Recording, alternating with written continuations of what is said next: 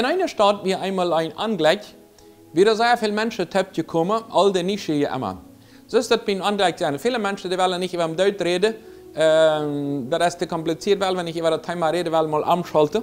Aber die wollen sagen, wenn du stark bist, anhören, tätig gehen, das mache ich sein. So in diesem Fall, wieder eins, was passiert, und da werden so viele Menschen ran, wie das Ganze angelegt, dass die eine Früh, die will auch nach tätig gehen, aber da wird keine Möglichkeit ranzukommen, wenn es all die Menschen, die da ran standen.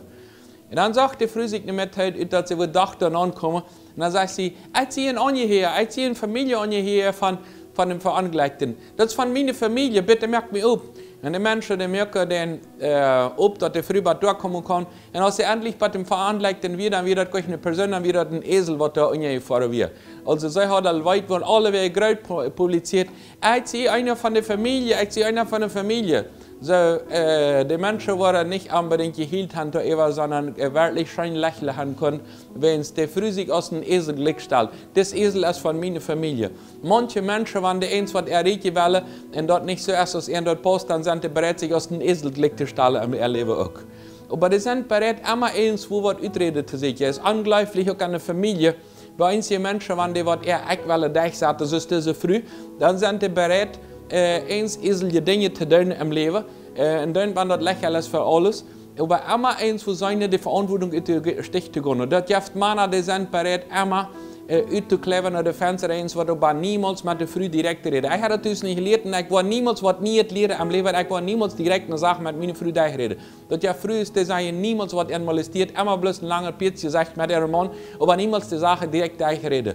Aber immer zei de man is schuld, de Früh is schuld, mijn Eltern zijn schuld, anderen zijn schuld, de eeuwige schuld is schuld, de president is schuld, all die anderen mensen schuld. So ist die Bibel dort in 1. Mose Kapitel 3 von 12 und 13 sagt, als Gott eins von dem Adam konfrontiert, der hat mit dem Wort gesagt, und der Mensch, der sieht, also Adam sieht dann, der Früh, die du mir gegeben hast, der gab mir davon und dann eideckt. Und dann redet Gott, fragt Gott der Früh und sagt, warum hast du das getan? Und dann sagt der Früh einfach, der Schlange, der hat mich verführt, also verletzt, und deswegen habe ich gegeben.